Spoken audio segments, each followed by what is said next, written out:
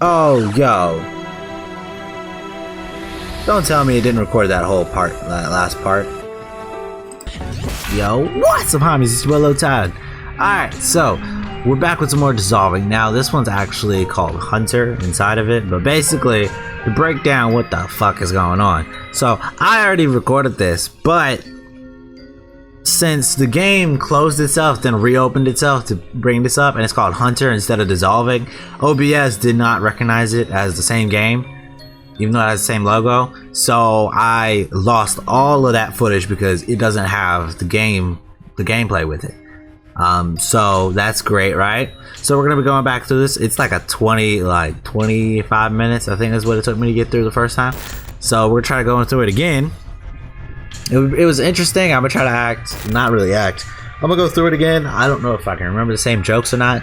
But basically gonna go through it again so you guys get the full experience instead of leaving it like that. And I think there's still one more hidden part of this game that I could find, because I haven't got all 4 achievements yet. I've got 3. I think there's one more, and I might know how to do it, but I don't know.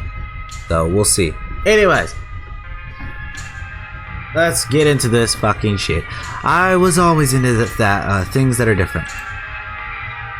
Oh, and to get here, by the way, what you do is you click on the monitor in when you're playing as the girlfriend, the ex.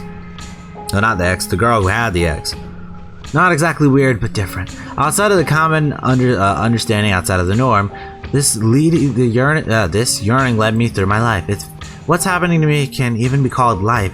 Because of my interest, I became an anthropologist. I think that's how you fucking say it. I've had problems with that word all my fucking life, and I'm only 19.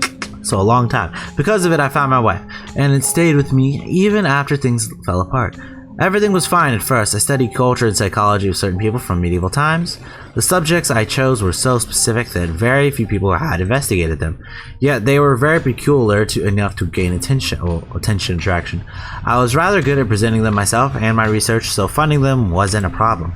I have lectures at a university and some popular science events, and worked part-time at a private school. I soon found myself having a lot of contracts in university circles and among young intellectuals. I married an avid artist specializing in book illustrations who was into goth metal, avant-garde, fucking French, and not committing to anything or anyone. When she was in the mood, she joined my ventures into the depths of beliefs of people long gone. I even started thinking of a career in writing, but it can't be that good, right? I wasn't even going anywhere in particular, just a car accident when I was driving back from a grocery store.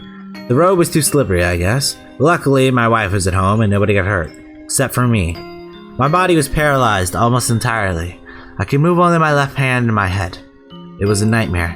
I couldn't live the way I used to. The simple act of going from one place to another became more difficult.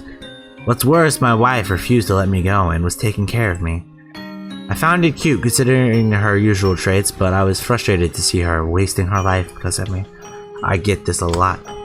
I stopped visiting friends and parties and almost stopped giving lectures. And even doing my research became difficult. I was thinking about ending it all, but my family was rather religious, so I couldn't. I just couldn't. Maybe it's a mere excuse for my cowardice. Either way, I needed something to occupy my time to distract me. My wife hid all the alcohol, never mind the drugs. I tried reading books and watching movies, but it wasn't enough. The thoughts were still there, here, haunting me, always there, whispering in my ear. I pressed on, though. What else could I do? Why does it come on so hard? The soundtrack's like, let me hit you with the most epic music ever, you ain't ready for it. Dun dun dun dun dun dun. Dun. Why? Then one day, after dozens of bleak flicks with the cut and paste stories, I finally watched a movie that I really liked. I can't remember its name now, but back then I was in awe. I went to OMDB to find some info on it, and found out the movie was universally hated. I checked the reviews to see what people disliked, starting to look through them. Paul said, well, I want to see something again. Sorry. I'm trying to make sure I can't just click on things to get another story. False expectations, misunderstandings, ignorance, presenting subject objectives. Opinions and objective truths. Why do I love this fucking beat so much?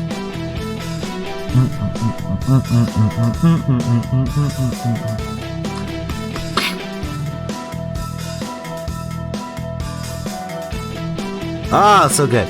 Nothing new, but one review really got to me. This person wasn't just ignorant, they were aggressively ignorant and spiteful. I was so outraged that I went ahead and wrote a comment in an expressive manner, explaining why they're wrong. I was only able to type with one hand, but it actually helped. I had more time to think about what I was writing. They replied quickly. Obviously, they didn't want to agree. I spent the next several hours arguing online, and it was great. There was nothing in the world aside from me, my argument, and my opponents. One or two people who also commented on the review, apparently were subscribed to the comments, joined in. I was finally passionate about something and no longer wanted to die. Like I said, this guy needs to become a critic. Needs to become a critic. If that's what you love, criticize. Be a critic. You'll love it. Of course, it meant that I was arguing with strangers online, an act that I would have deemed pathetic not so long ago. Plus, people get paid to be a critic. This shit's great. But I didn't have much choice anyway. Well, anymore. The next day, I created several throwaway accounts, set up a VPN, and dived into this restless world. It was fun. Since the people who participate in such things are quite peculiar, sometimes I get almost scientifically interested in their reasoning, and possibly diagnosing their mental health. There were people like me too, restless, almost always online. Oh, and whenever I'm doing this, by the way, I'm gonna need to probably pause a couple times in here, drink water, because my throat is fucking stressed, because I was recording for 40 minutes, or 50, 30 minutes of it you guys won't hear because the gameplay fucked up, and I was talking the whole time. That's great. I met some of them in different places around the net. Eventually I formed some vague semblance of friendship with some of them. Then one day, way after midnight, one of them made me an offer.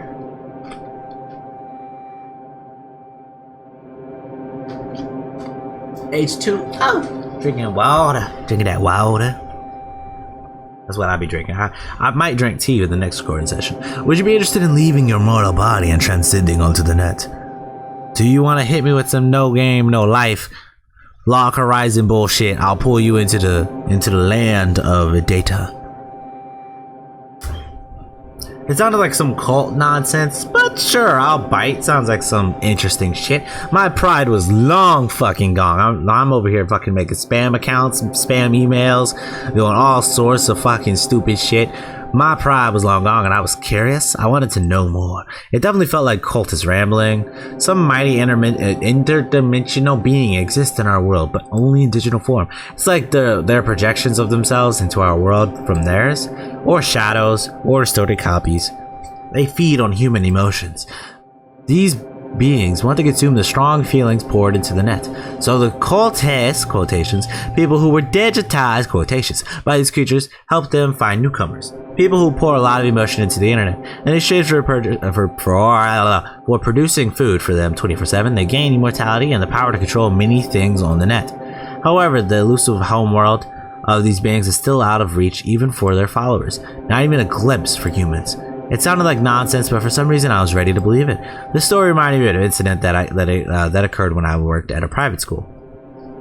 I was going back from work, hit the flashback music. A girl who worked there as a teacher was sitting on the stairs, seemingly distressed. She was mumbling something about digital people trying to ruin her and so on. I swear this girl reminds me of the one that we were talking about in the last story. I don't think this is her though. I don't think this is the girlfriend. It could be. I don't think it is though. The girlfriend, to the first story. It's possible because he said purple hair, and I'm pretty sure she had purple hair. Yeah. When I asked what happened, she said she was fired because of her ex joining some sort of cult. I thought she was high or something. She looked like someone who would do that stuff. Purple hair, torn jeans, So I said something encouraging and walked away. She didn't care. Excuse me. But when I heard about the cult, things started to make sense. At least I understood how far it reached. When I asked, so what do I need to do? The answer was quite peculiar. You need to get rid of your mortal body. We can send you a SIM card. Why the fuck do I want to spell that out? SIM. A SIM card to speed up the process. It receives that data from the stations controlled by us, and this type of data makes the transition faster. Is it data or data? Good question. Your mortal body will partly dissolve during the process. Oh, completely fine. You're just gonna hit us with some, Avengers Infinity War shit. I don't feel good, Mr. Stark. When the ascension is complete, your trophied corpse will remain in this world. I was hesitant to believe that, but curious indeed. Remembering that story with my colleague sure made it more intriguing. I was willing to check it out. Okay, I'm in. Can you deliver the sim to my house discreetly? I love the fucking music in this game. I'm over here headbanging.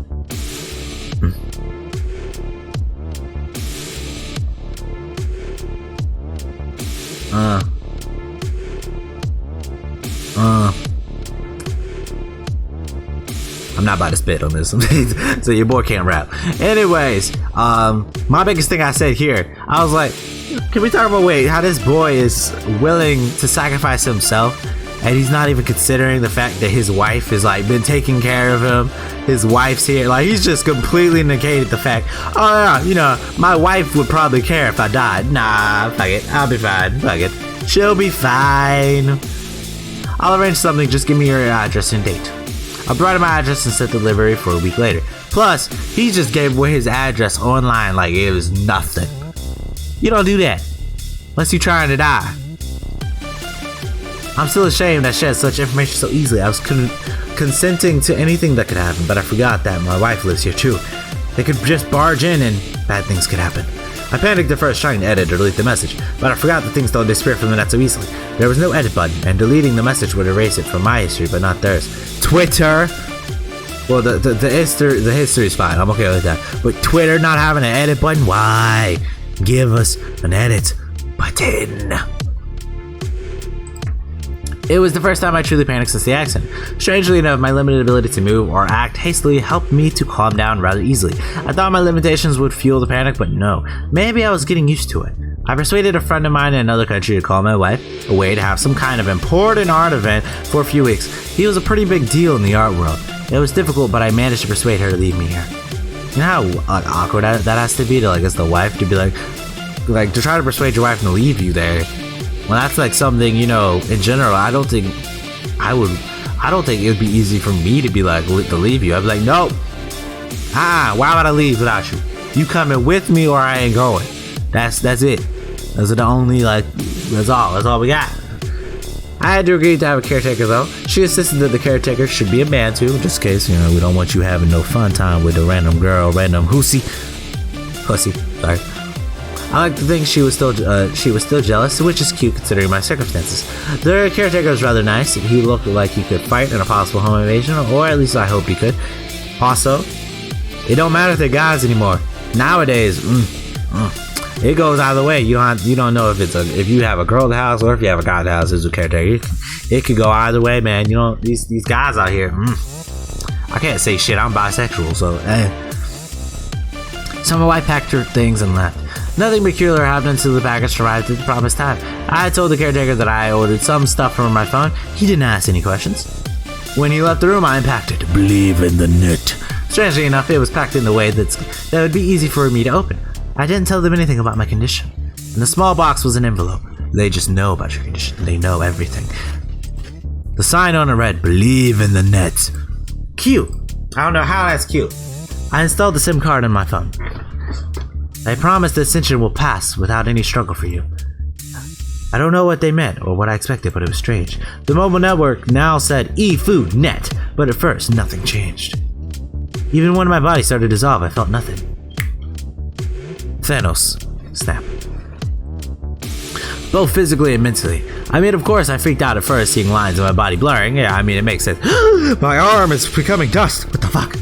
But soon I found myself worrying more about how I'd hide it from the caretaker. It's not actually becoming dust. It's more like he's becoming data. So he's becoming a whole bunch of pixels, which is just fucking weird. He's reverting back to a fucking retro game. When the graphics fuck up, you just But I soon okay. No, that's we read that. But I soon found we read that. Should I hide in my room faking a depressive episode? Should I give him sleeping pills? Ask those guys to lure him away, faking an accident with someone in his family? I decided to task those cultists, quote unquote, with luring him away, and I calmed down completely. Yeah, the fact that I was so indifferent actually bothered me. It was out of the ordinary experience I always dreamt of, and yet, until this day, I wondered, maybe I died in that car crash. Maybe everything after that was just a fever dream, or an endless vision of the afterlife. Maybe you, to whom I tell these stories, don't even exist. I guess I'll never know. They got the caretaker to leave due to some family circumstances, they say. Honestly, I didn't want to know what they arranged. In 2 days, my body changed drastically and my vision became blurry, like a dark fog appeared before my eyes. It got thicker and thicker, and eventually it covered my eyes entirely. The last thing I saw was the computer screen through the fog. What a beautiful farewell to the mortal world. One more. Man, where the fuck? Let's see, where the fuck did I put my water?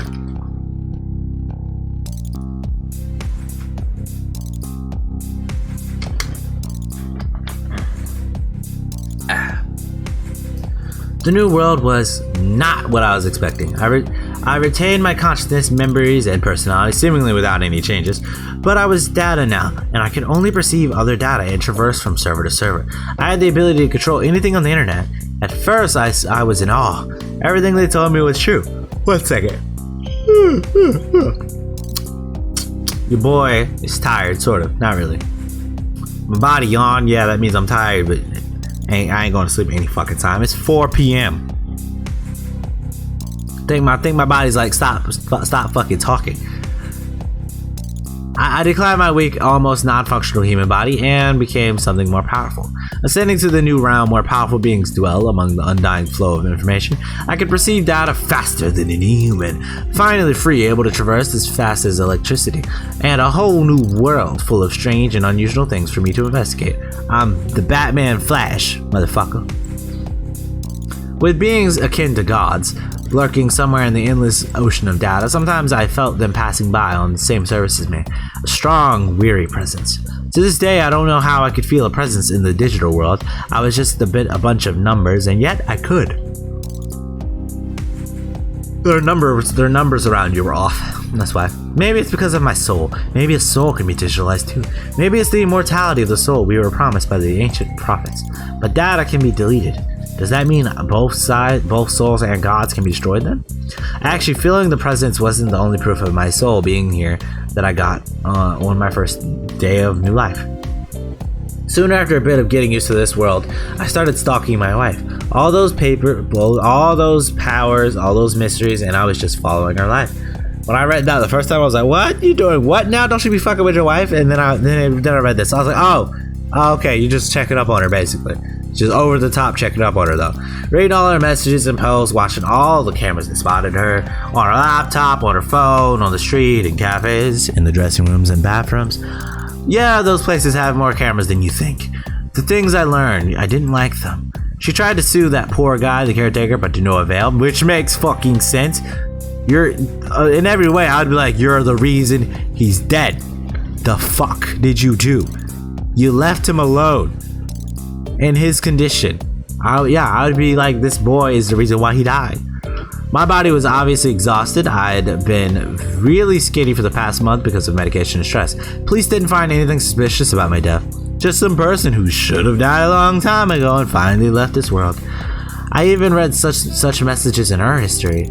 I certainly couldn't argue with that. I watched her go through all the stages. I watched her ditch work, social relations, trying to commit suicide, then sending most of her remaining money on therapists and medication, trying to get back to work but mostly failing. I wanted to stay away but to not get involved. It wasn't my world anymore, but at some point the growing, howling mass inside of my soul became so big that I had to act. I added several sizable sums to her account, making as compensations for old troublesome projects I remembered, and sent the word sorry from a newly created throwaway account. You know how weird that has to look? Fucking, so you get sorry and a whole bunch, you have a whole bunch of new money. You're like, okay. I don't know who this guy is. You go to the bank. Is this I wouldn't tell them if somebody put money in my mouth. I would just be like, what's my balance? Okay, just making sure. and sip the word sorry from a newly created. Yeah, okay. After that, I decided to leave all of it behind and try to live a new immortal life. I started my search for the gods. I wanted to understand at least some small part of them, to know why they invoke such deep feelings in me, such awe and fear at the same time. Why are they so powerful? Why did they share their power with me? Is it only to give them food, or is it something more? I started by asking myself, most people here were busy with the same stuff they did online while they were still alive. Consuming media, arguing about it, spying on the lives of others, arguing. Stuff like that for the most part, but then I saw something that I couldn't understand at first. I saw one person's data dissolving being erased along with many others on the server. Most of them in the same part of the server as the dissolving data. I found a person idling in another part of the server and I asked them, what's happening? Even when